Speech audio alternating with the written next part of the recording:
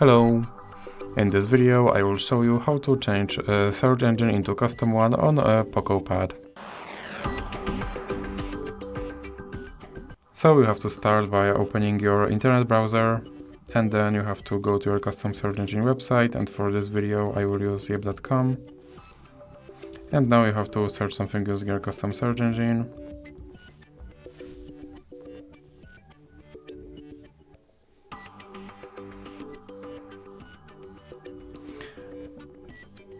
And now click on this three dots icon and go to settings.